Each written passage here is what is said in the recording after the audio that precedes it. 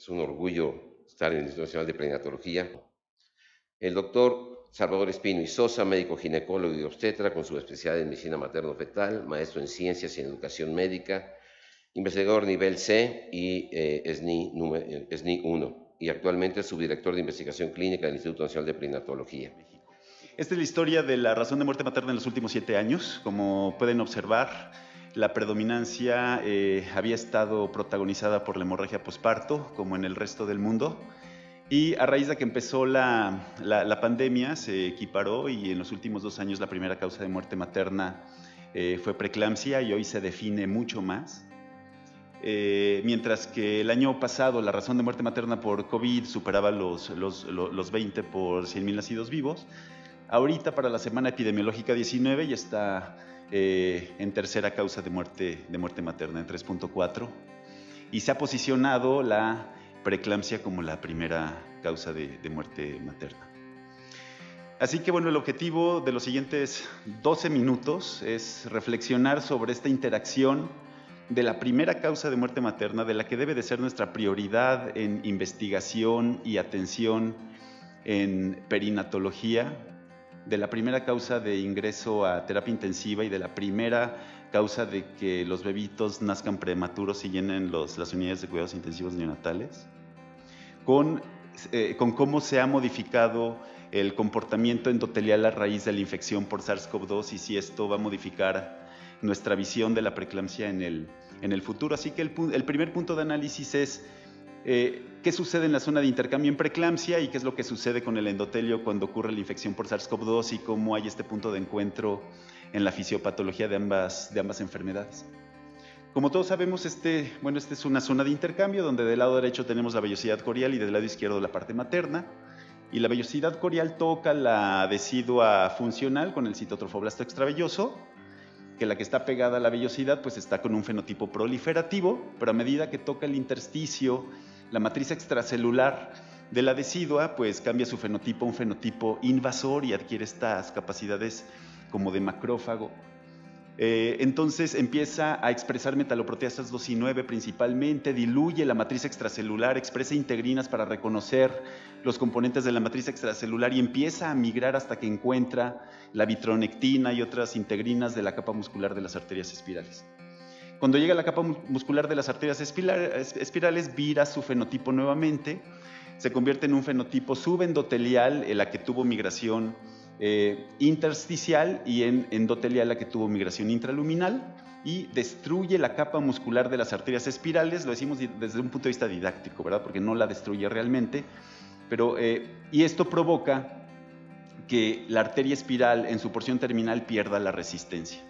Esta pérdida de la resistencia provoca este ensanchamiento de la parte terminal de la arteria espiral, y el fenómeno hidrodinámico es que cuando pasa el flujo a la parte terminal de la arteria espiral, por este incremento en el diámetro luminal, baja su velocidad, ¿sí? Y cuando baja su velocidad, esto tiene dos consecuencias fundamentales. La primera es que si baja la velocidad, entonces baja también la presión.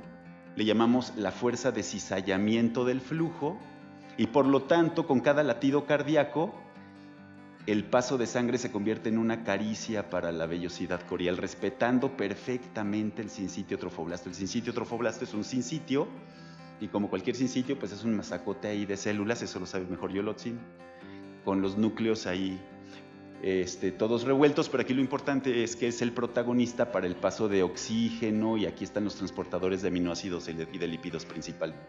Entonces hay un respeto profundo al sincitio. Y la segunda consecuencia es que el eritrocito que pasa por aquí, los micronutrientes, están en más tiempo en contacto con la vellosidad corial, y por lo tanto pasan de forma más eficaz del espacio intervelloso hasta el eritrocito del capilar fetal adentro de la vellosidad corial, y por lo tanto hay una mejor oxigenación y una nutrición fetal.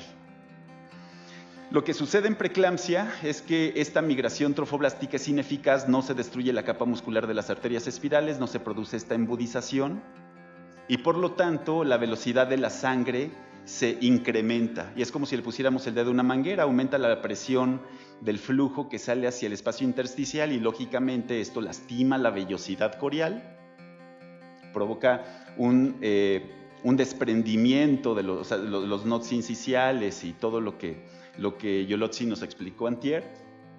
Y también hay un menor paso de oxígeno, hay una zona hipóxica. Esta disminución en las concentraciones de oxígeno que se traducen en estrés oxidativo tienen como consecuencia el incremento en la expresión de citocinas proinflamatorias, exosomas, y también sabemos que las pacientes que van a desarrollar preeclampsia en etapas iniciales del embarazo tienen mayor proporción de DNA fetal libre en la sangre materna por esta situación. Pero de lo que vamos a platicar es que esta disminución en la presión parcial de oxígeno y el incremento en el estrés oxidativo activa algunas estrategias de compensación que a través de microRNAs y RNAs circulares echan a andar este splicing alternativo de la porción soluble del receptor del factor de crecimiento placentario e incrementan las concentraciones de SFLT1, que a su vez pasa a la circulación materna, y ustedes saben que el SFLT1 antagoniza el factor de crecimiento placentario, el factor de crecimiento vascular endotelial, e interrumpe la expresión de óxido nítrico vascular, lo que lleva a un vasoespasmo generalizado que a la postre se va a convertir en hipertensión, y el SFLT1 que también cambia la configuración del glomérulo porque barre la nefrina que une los tentáculos estos de los podocitos, pues también provoca la proteinuria. Así que el SFLT1 pues es esta sustancia X que durante décadas estuvo buscando y que Sharon Maynard en el 2003 la encontró en modelos murinos y les provocó preeclampsia a las ratitas, y se convierte en la piedra angular, el inicio de la fisiopatología de la preeclampsia. Bueno, ¿qué sucede en la infección por SARS-CoV-2?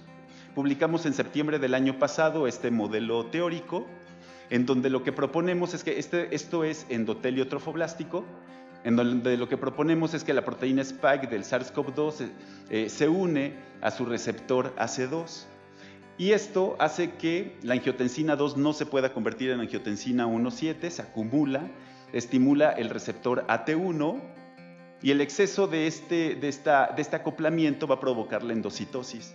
Y como se mete hacia el citoplasma en forma de complejo receptor hormona, libra el efecto lisosomal y hay una acumulación excesiva de angiotensina 2 citoplasmático.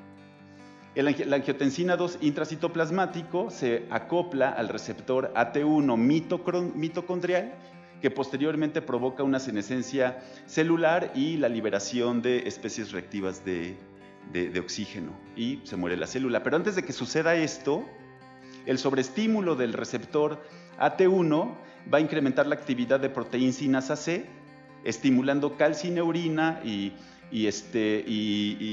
activando los complejos de NF-kappa beta y NFAT, que se van a traslocar hacia el núcleo de la célula y van a estimular el splicing alternativo del receptor del factor de la porción soluble del receptor del factor de crecimiento placentario y del receptor del factor de crecimiento vascular endotelial, ¿sí? Ahí sale a la circulación, aumenta sus concentraciones y la consecuencia pues es disfunción endotelial. Entonces, con esto estamos encontrando una explicación del punto de encuentro de la fisiopatología del COVID, de la infección por SARS-CoV-2 y de preeclampsia. Y este modelo teórico está sustentado porque encontramos una correlación negativa entre las concentraciones de angiotensina 2 y SFLT1.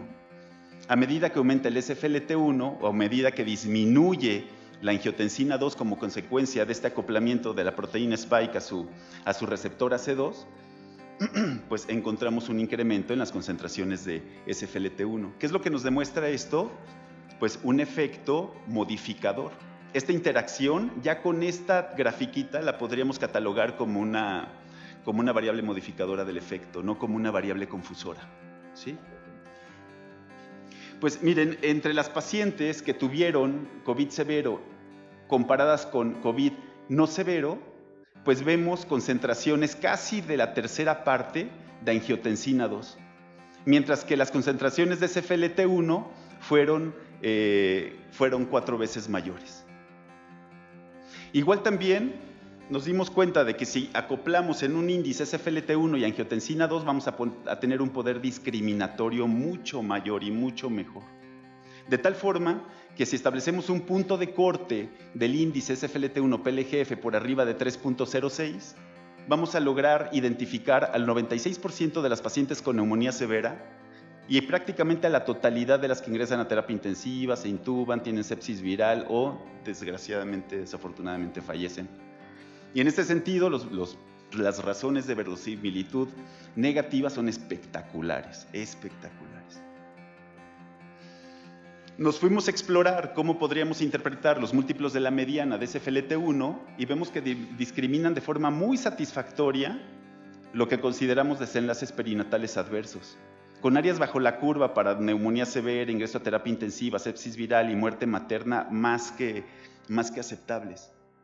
En este sentido, entonces, probamos que hay una interacción importante en la fisiopatología del COVID-19 con la fisiopatología de la preeclampsia. Y en este sentido podrían tener un efecto aditivo o acumulativo, modificando el curso clínico y pronóstico de una complicación como preeclampsia o viceversa. En este sentido, el efecto sería hacia los dos lados. El segundo análisis es cómo interactúan la infección por SARS-CoV-2 y preeclampsia en este sentido. Bueno, todo partió de la comparación de la probabilidad de neumonía y un compuesto de desenlace perinatal adverso entre pacientes. Todas estas tienen COVID, pero unas tienen preeclampsia, tienen enfermedad hipertensiva del embarazo contra controles y vimos una diferencia significativa. La probabilidad de neumonía se triplicó en las pacientes con preeclampsia y la probabilidad de este compuesto de desenlace perinatal adverso también es 3 veces mayor.